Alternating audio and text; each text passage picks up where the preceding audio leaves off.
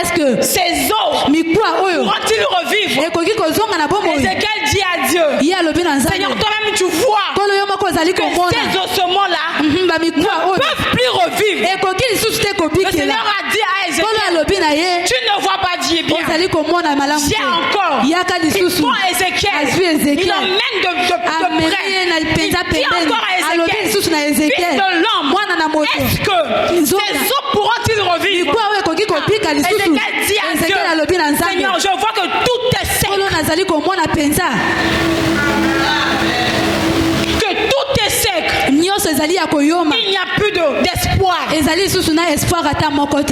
a plus d'espoir. Il se peut que dans ta vie aussi, tout est sec dans ta vie. Tu n'as plus d'espoir dans ta vie. Tu fais comme ça, rien ne marche. Tu n'as plus d'issue. Mais ce que j'aime, c'est quoi? Le Seigneur dit à Ézéchiel, regarde encore attentivement.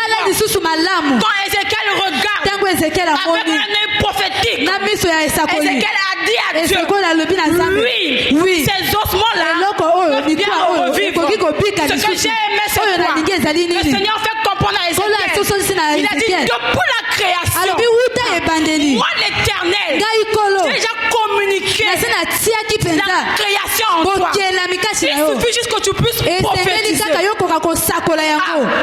Quand on parle de prophétiser, on prophétise à travers la bouche. Et quand on prophétise, ce sont des paroles qui sortent. Le Seigneur de gloire, il a dit à Ézéchiel, prophétise sur ces eaux. La Bible nous fait comprendre que dans les ossements déchaissés, tous les os étaient éparpillés. Tout était éparpillé. Vous savez, quand on parle des ossements desséchés, cela veut dire que il n'y a plus d'espoir. Donc par là j'ai compris que vu que tout était sec, donc un chien, il pouvait venir, il rentre là-bas, il prend même la tête, il emmène ça. Amen. Le chien, il peut venir, il prend même le pied, il part avec. C'est pour ça que la Bible nous fait comprendre que tout était éparpillé. Le Seigneur a dit à Ézéchiel, je t'avais doté la création depuis l'éternité. Donc quand j'ai plutôt créé le monde, j'ai communiqué mon ADN afin que tu sois à mesure de créer. Cet homme d'Ézéchiel, quand il a entendu cela, le Seigneur le gloire a dit, souffle, prophétise. Ce que j'ai aimé, c'est quoi? Il y avait 4 vents qui venaient. Les 4 vents qui venaient avec un esprit tellement solide. Ces 4 vents, quand il arrive, c'est-à-dire l'autre pouvait se retrouver, la tête pouvait être à gauche et le bras à droite. Tout était éparpillé. Quand la parole est sortie dans la bouche d'Ézéchiel, la Bible nous fait comprendre que les os se rapprochaient. Les os se rapprochaient. Au temps d'Ézéchiel, les os se rapprochaient. Et les os qui étaient secs, il n'y avait plus de chair. La Bible nous fait comprendre que la chair commençait à prendre surface. Et j'ai demandé à Dieu, qu'est-ce qui fait à ce que cela puisse prendre effet? Dieu me dit ceci, ce n'est que la parole, car la parole a une grande puissance.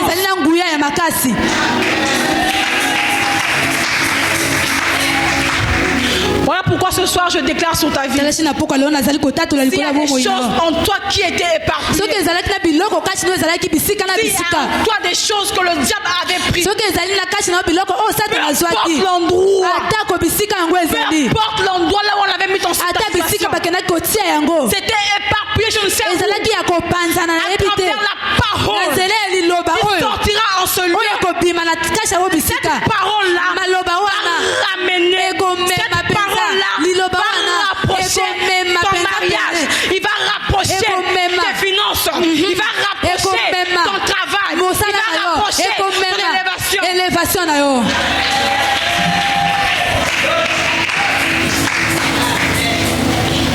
L'efficacité l'efficacité de la parole. La parole, elle est efficace. Dieu a doté en l'homme la parole afin de parler, afin de prophétiser quand les choses ne marchent pas. La parole de Dieu est à mesure de créer un miracle. Quand tu penses que tout va mal dans ta vie, tu n'as pas d'enfant, la parole est capable de te donner des enfants. Amen. Amen. Je prends l'exemple de Papa Silas. Amen. Lui, on l'avait déterminé qu'il ne pouvait pas faire concevoir une femme. Mais ce que j'ai aimé, c'était un mystère. On connaît tous le mystère qui se passe. Il amène sa pomme.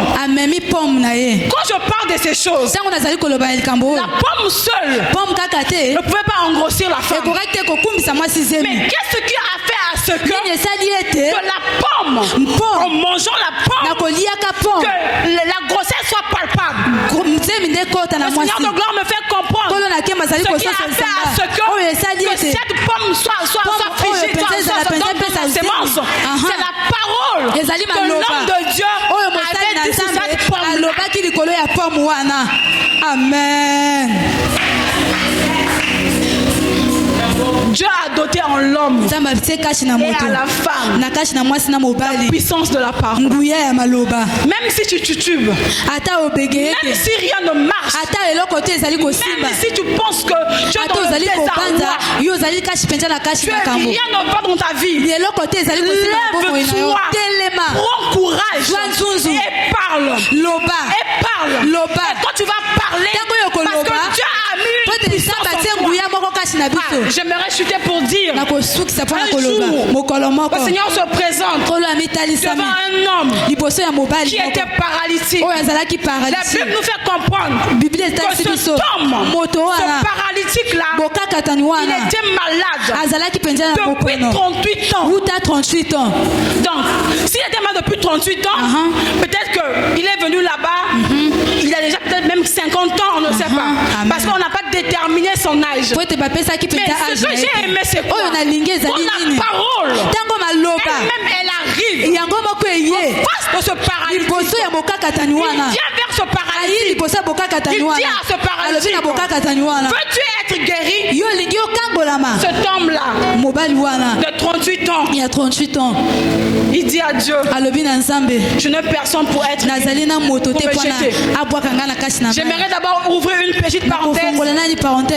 J'aimerais te dire ceci. Enlève les barrières qui sont devant toi.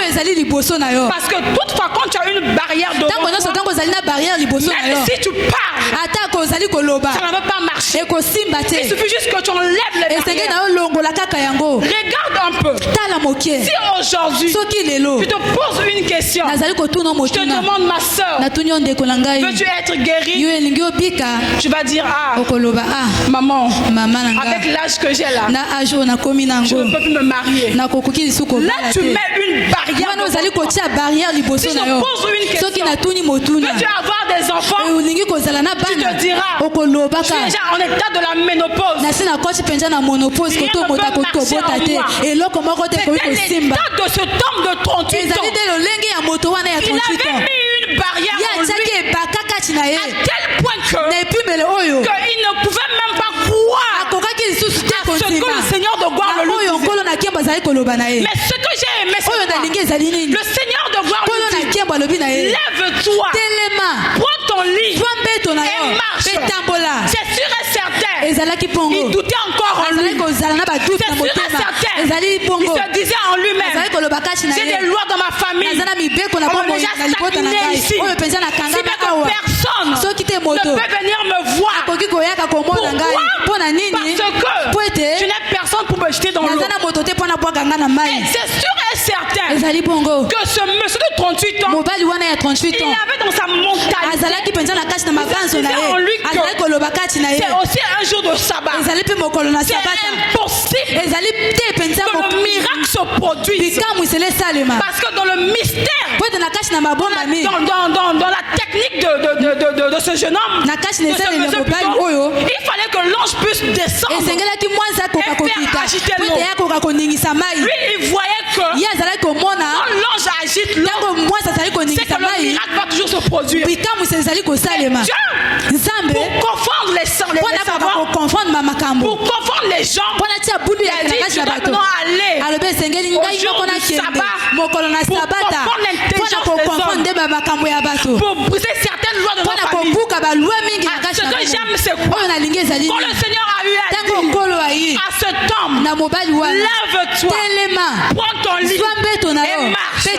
C'est sûr et certain que quand Dieu de gloire a sorti la parole, quelque chose s'est produit en le monsieur.